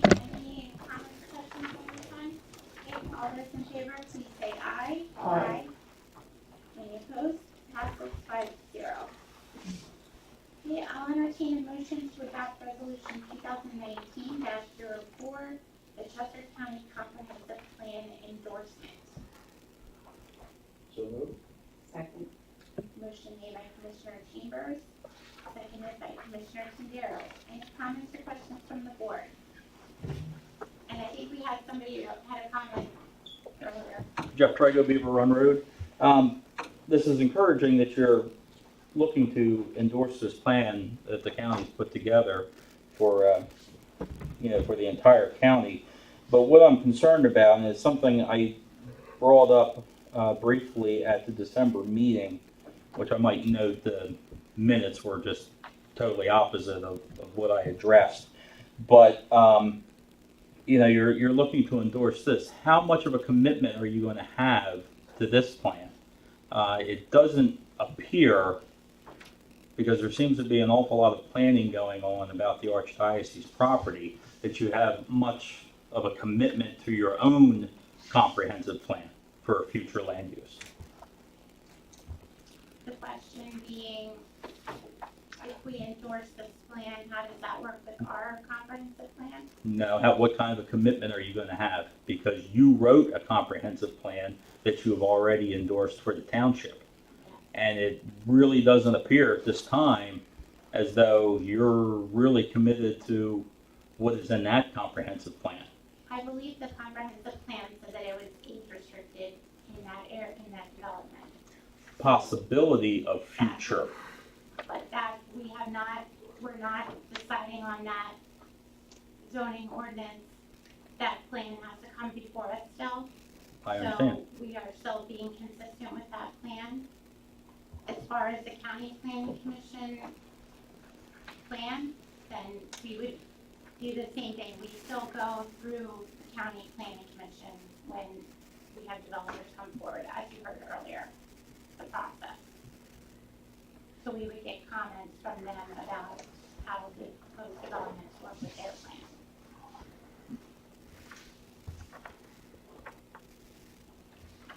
Do you have any other questions or comments about it?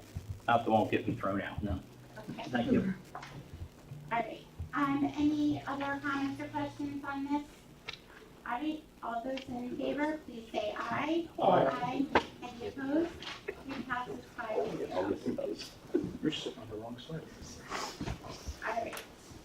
I'm going to entertain a motion to adopt resolution 2018-05, disposal of township property. So moved. Okay, motion made by Commissioner Tindaro, seconded by Commissioner Chambers. Any comments or questions on this one? Yes, Can you explain what that is? Yes. What is it? records are being disposed of regularly. We have these. This is township records. Yes. No, this is number Township 5. property. This is a 2008 Ford Escape and a 2010 Ford Escape. Oh, We're selling them all. got it, thank you. These items will be available for public purchase through the municipal bid process. If anybody's interested in bidding on them, you can go to municipal's website, and it is a public auction. And that's how we dispose of anything worth over $1,000 in value. Okay, any other comments or questions on this one? All those in favor, please say aye. Aye. Aye.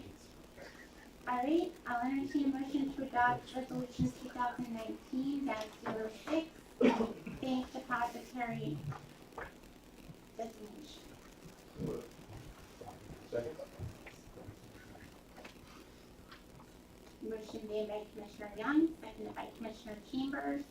This is basically just authorizing all of the commissioners to be signatories on the bank account, and also that Downingtown National Bank and the Pennsylvania Local Government Investment Trust is designated as the official depository of township funds.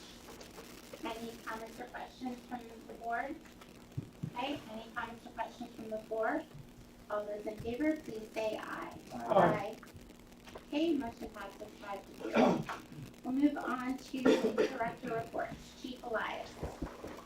Thank you, Madam President. I just want to take a moment to thank Chief Cordisco again for his service and leadership. We were both appointed to our respective positions a couple months apart 6 years ago, and during his tenure, and because of his leadership, our respective departments have enjoyed a great working relationship together, and we look forward to that with his successor, Chief Donachi. The other thing I wanted to mention, quick personnel update, as you're aware, Corporal Ash resigned her position with the department in January. That brings the number of vacancies to 3. We're still working our way through the current police applicant eligibility list to identify applicants suitable for approval by the commission and you as the hiring authority so that we could move on filling some of these vacancies. Okay, thank you. Any questions for Chief Elias? I have one question. Yes, sir. Just looking at your stats, I noticed that the traffic citations are up about a third over last year. Is that related to the license plate reader, or is that just some other? We've made more of a concerted effort, particularly in those areas where we saw a spike in crime. The LPR has certainly contributed to the increase in citations. Also wanted to point out with the additional enforcement, there potentially could be a correlation between that and the drop in both Part 1 and Part 2 UCR offenses, just through visibility alone. And we have some newer officers in the department who are a little bit more proactive than some of the more tenured officers as far as traffic enforcement goes. So that's an obvious contributor as well to those numbers. If you look back 4 or 5 years, I think that's about par with what we averaged a year in citations, and then there had been sort of a decline, and we're back to levels where we were about 4 or 5 years ago. So. Any other questions for Chief Elias? Yes, sir. I do. I live on Lloyd Avenue, Chief. Yes, sir. We have a horrendous speeding problem on Lloyd Avenue. We have had trucks clocked at 68 miles an hour going towards the bridge. I don't know whose idea it was a couple weeks ago to put the sign out that said it's 35 miles an hour. Well, cars, they slide up to it and then they walk past it. There's no enforcement, none. Can we do something about that? Can something be done? In addition to the speed trailer, I know we've run at least 2 speed details on Lloyd Avenue since then. Really? Yes. Okay. And like the speed trailer, people pass that, right. They accelerate. People see a police car, they slow down, they pass that, they accelerate. When we're not there, I mean, we received complaints. I know the manager made me aware of it, and we are making a concerted effort to do something to address it. Well, we've lived there 35 years. In 35 years, I've had 2 cars upside down on my front lawn because of people speeding, and that's when it was 25 miles an hour. Has anybody ever thought about maybe putting a stop sign at Beaver Run Road, right in the middle of Lloyd Avenue? Nobody would speed anymore. Well, there's federal rules as far as posting stop signs to control speed. We do traffic studies. Right. I have 2 officers trained to conduct traffic studies. Mm-hmm. You can't use stop signs to control speed. I mean, unless it's warranted based on volume and other factors, including crashes. Okay. If there's a speed study that needs to be commissioned at that particular intersection, we could certainly do that. I would love it. The only thing that concerns me is if the 80th percentile says that the speed limit should move from 35 to 40 to 45, then we have to post it at those speeds. Correct? That is a potential. You've got it. Get it. There's a PennDOT criteria, and you do a study, and if the 80th percentile is traveling 45 miles an hour, then the township will have no choice but to move that speed limit from 35 to 45. That's how we got to 35. Somebody called and complained, and we did a traffic study, and lo and behold, it said it was 35. They're not, just so you know, they're not our rules. They're PennDOT and U.S. Federal Transportation. We want to be careful about doing traffic studies because we could end up with a result we don't want. Nobody does 35 on that street. Which Nobody. means that we could end up with 45. Now, the traffic study I was referring to was, you had mentioned the potential for a stop sign. Like, we would monitor traffic over a certain period of time, determine how many vehicles actually go through that intersection at various points during the day, determine when volume is highest, compare that with crash data over a period of 5 years, and then we would submit our recommendations. If in fact, if we meet the criteria, and again, not our criteria, it's not a township rule, then a stop sign could be considered. Unbelievable. Okay. But for example, like, we get a lot of complaints about speeding on Municipal Drive here. It's a connector route for people coming off the bypass, going to Lincoln Highway. The township can't arbitrarily put a stop sign at every one of those intersections on Municipal Drive. Well, that's to what slow our street is also. They get off at 322, they come down Lloyd, they go all the way up to, Understood. either, Lincoln Highway or go all the way up to 340. It's a cut through. I understand that, but is it going to take somebody to get killed? That's what's going to happen. Well, I could tell you, myself, my deputy chief, the patrol supervisors are aware of the issue, and any opportunity that we get in the near future to conduct another speed enforcement detail there, we will. That area that Tom's. Again, it's only good while we're sitting here. I got you. That area that Tom's talking about, actually, the road really is windy there. You know, it curves around, so even the increase that would be, ludicrous, kind of crazy. I can't imagine up in a speed limit on a road that, turns, where Lloyd comes by Geo Crossing Boulevard, it actually curves around very sharply. And that's why sometimes the cars end up with Tom's lawn. Can I also, It's ours, we're right next door, we're right on the corner. also, when the weather gets warm, Geo Crossing Boulevard, that's an area for motorcycle guys that like to really open up their throttles. And I know you guys patrol that, but it always seems like late in the afternoon when you're gone,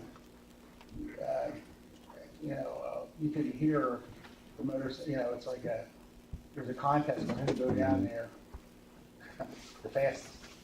And it's when the weather gets warm, it starts to change, and I often worry that somebody's going to pull out one of the developments and get hit. I'm very concerned about that. One of the challenges to municipal policing, and I spent 28 years with the state police before I came here, right?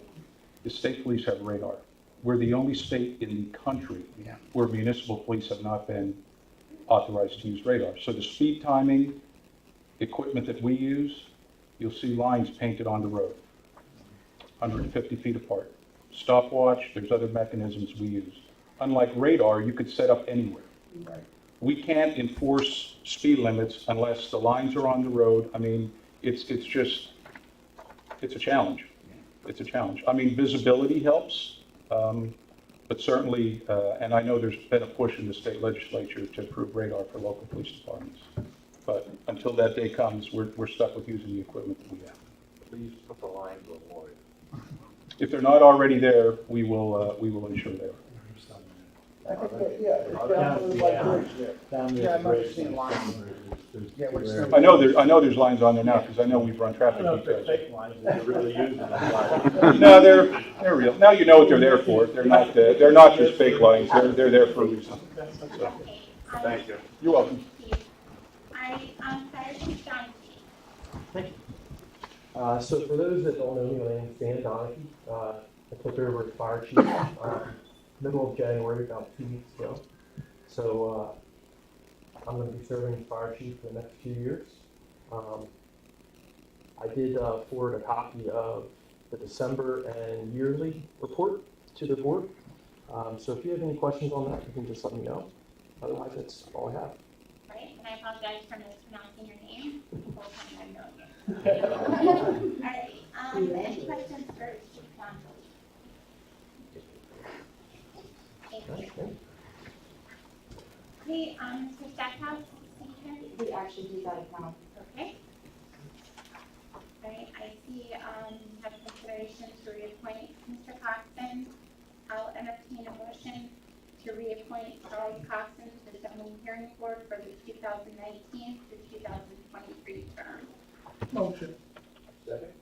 Motion made by Commissioner Cento and seconded by Commissioner Chambers. Any comments or questions? Okay, all those in favor, please say aye. Aye. Okay. So Mr. Coxon is reappointed. Denise, so we can send him notice, okay. Director of Public Works, Mr. Biles. Good evening. You have my report in front of you. If you have any questions, I'd be glad to answer them for you. So Mike, the only thing that has come up at some of our Parks and Rec meetings is that at the entrances, especially down here at Municipal, where we have the Veterans Memorial and the sign for Caln Park. Yes. They get cleaned up at Caln Pride Day, and then it looks like we don't touch them again. We pull the weeds and stuff pretty much there, especially in the summertime.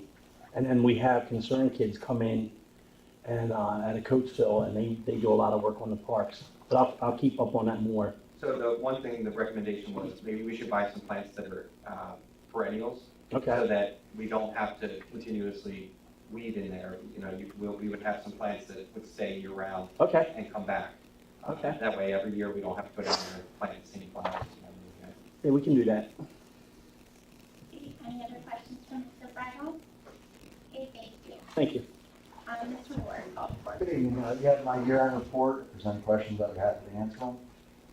Okay, any questions from Mr. Ward? Did you, have you ordered the simulator yet? Yeah, we were getting in the materials. We had a problem with the check went out to them, and they were changing addresses, and they had not received a check. We're working on getting them another check and electronic payment so that can be sent, but we are acquiring the other materials we need to put it in. Are you rearranging the pro shop then? We will. We realize we don't need to have as many shirts as we used to have, so we are designating an area for it, and then pushing back some of the, less of an inventory of shirts and things like that further back. When it's not in use and the weather's nice, we'll even stack it around, so that we can have the shirt there and then be able to move them to use that simulator when we need it in times of weather that aren't so great. The only thing else I wanted to talk about was the geese. I'm sorry, yeah. I had a meeting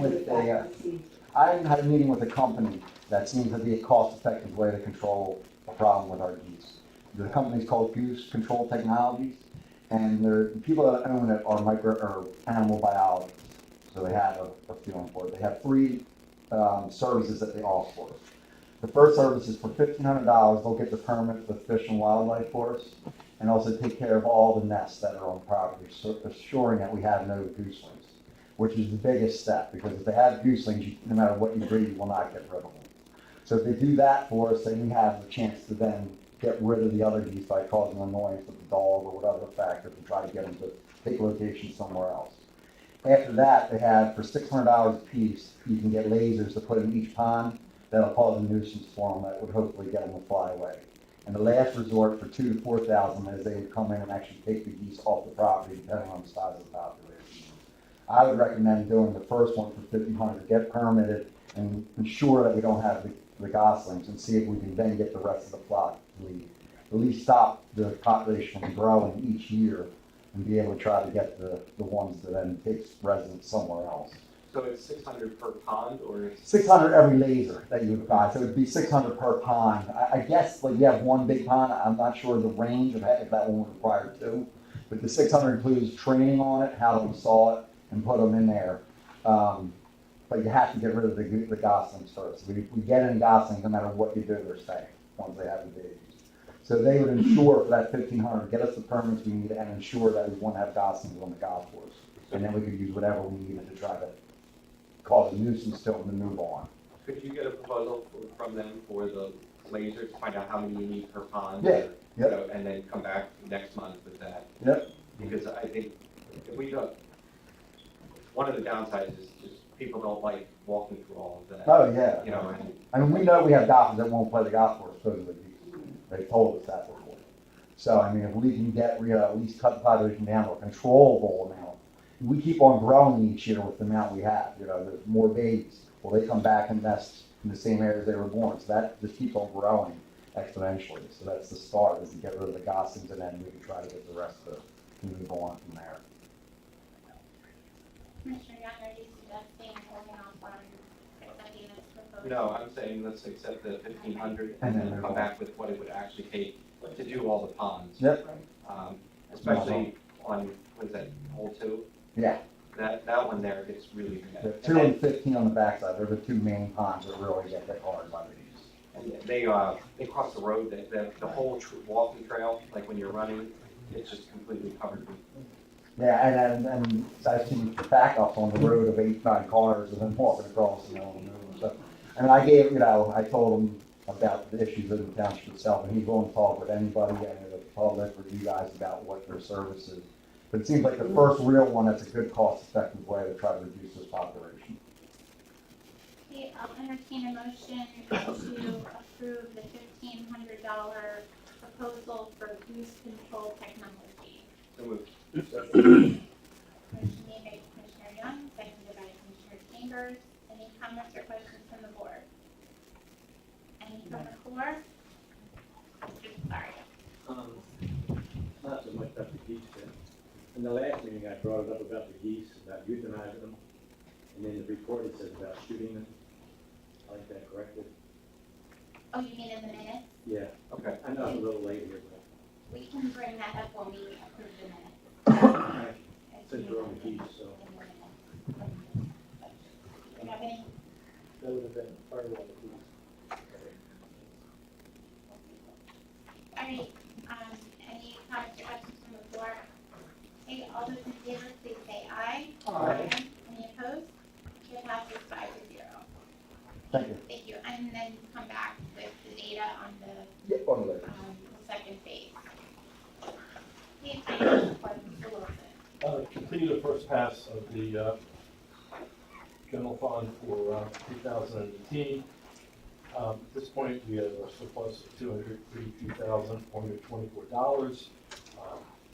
That will grow. There's still approximately $300,000 outstanding in EIP and LSC, and approximately $100,000 in the fourth quarter gift franchise disease. Expenses are pretty much nailed down with the additional accruals. There's some additional folks coming in, but I will still project as I have before that we're going to end up with the surplus in $560,000. And that's primarily due to roughly transfer taxes being higher than the budget, and because of vacancies in the police department and public works department. Those two departments, so one of the police department, right now looks like it's coming in $236,000 under budget, and public works is on $280,000. That's where the surplus is. Chuck, how much surplus to have to he has? How much surplus do we have? In cumulative, about after this year, we've done 2.5 million. And that's after we took out the board authorized to transfer approximately $500,000 during 18 to the capital reserve fund. The bridge. The bridge to be paid out of capital reserve fund with the money that we transferred from the general fund balance.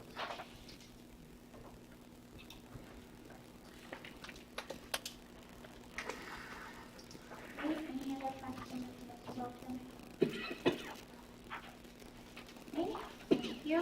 I'll entertain a motion to approve general manual check 537 and general check 42764 through 42841. Motion made by Commissioner Chambers and seconded by Commissioner Young. Any comments or questions from the bills? Anybody need to put abstaining for the bill? Any comments or questions from the floor? Okay, all those in favor, please say aye. Aye. Any opposed? It passes 5-0. Okay, I'll entertain a motion to approve the minutes from the January 10th, 2019 Board of Commissioners minutes. So moved. Second. Motion made by Commissioner Young, seconded by Commissioner Chambers. This was It's not the minutes you should- not the minutes he was referring to. So we'll have to make a separate notation for that. Right, any corrections on these minutes? No? Okay. All those in favor, please say aye. Aye. Okay, passes 5-0. And then Denise, if you could just make a note that, for the minutes that Mr. DeSardo is referring to. Okay, then we'll correct that for him. Well, just in here, I Yeah. think, Right, right. Okay, and then I'll entertain a motion to acknowledge receipt of the December 18th, 2018 Planning Commission minutes. Motion made by Commissioner Young, seconded by Commissioner Tindaro. Any comments or questions on this one? Okay, all those in favor, please say aye. Aye. Passes 5-0. Any items of additional business? Okay, any public comment? Okay, I'll entertain a motion to adjourn. All those in favor? Aye. We're adjourned.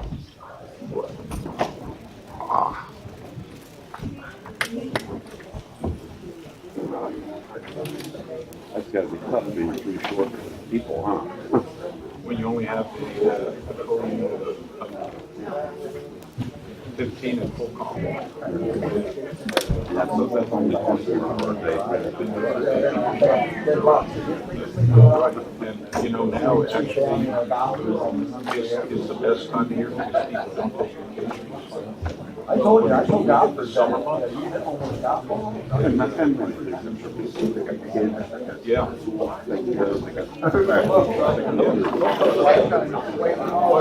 Going everywhere.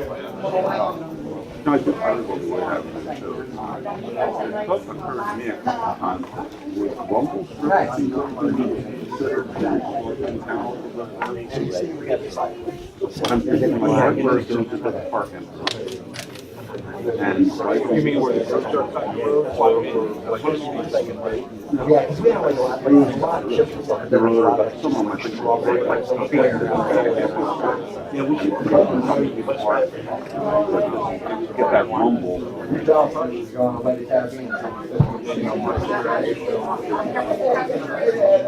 No, yours one stay. It happens so quick and they're over it. It really doesn't. So, I mean, people have suggested speed bumps. And again, the problem with that is, I mean, they work okay, right?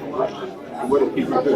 They speed up once they get over the speed bump until they get to the next, so they're constantly on and off the brake. And instead of doing 30 miles an hour, in between they're doing 60 miles an hour to try to get to the next speed bump quicker, knowing they're gonna have to slow down. And it's on the equipment, it's got an intelligence component. Yeah, yeah, well, I mean, look, we, in 35 years, I don't think anybody has really figured out any way to completely combat the problem. Enforcement is the best, but they can't. What you're saying. Although I think after a while, when they just get the new park in there on the way down there, the cops just come up and they take a break, they use it as a break point. And just sitting there slowed everything down. Yeah, just visibility alone, even when you're not, You can see them go directly. yeah. And so say, okay, we need a break out, you know, stop here. Yeah. And like you said, the president. Yeah. Good luck with it. Oh, thanks, I appreciate it. I'll need it. Yeah, that's a challenge. I don't envy you. Well, and here's the thing, I mean, you know,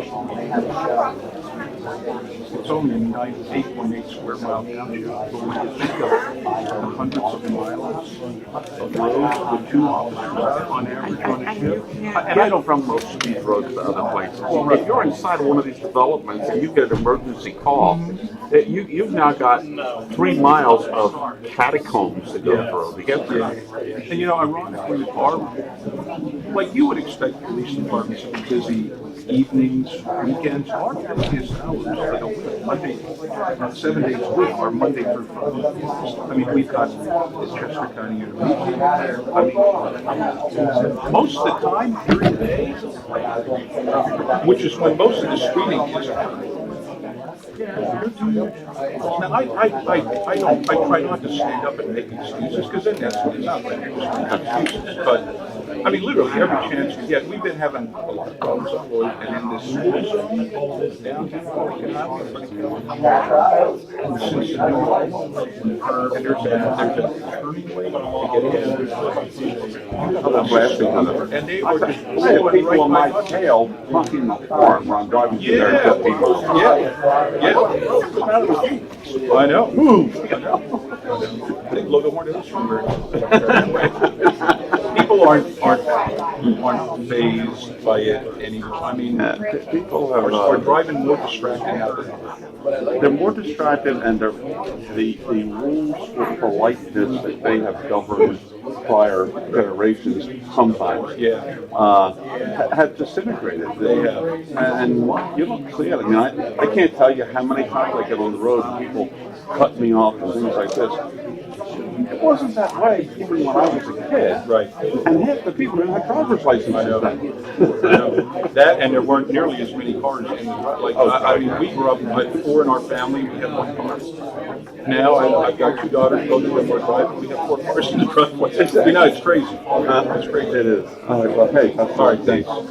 My pleasure. Sir, I want to thank you for everything, for your whole board. I live on Lloyd Avenue with my husband talking, but I do appreciate it. And I called in July of last year with a big issue as well, and I don't remember what officer, but it was more than great, or very kind. We expect that. I mean, I'm glad to hear that. Very, very nice. I mean, he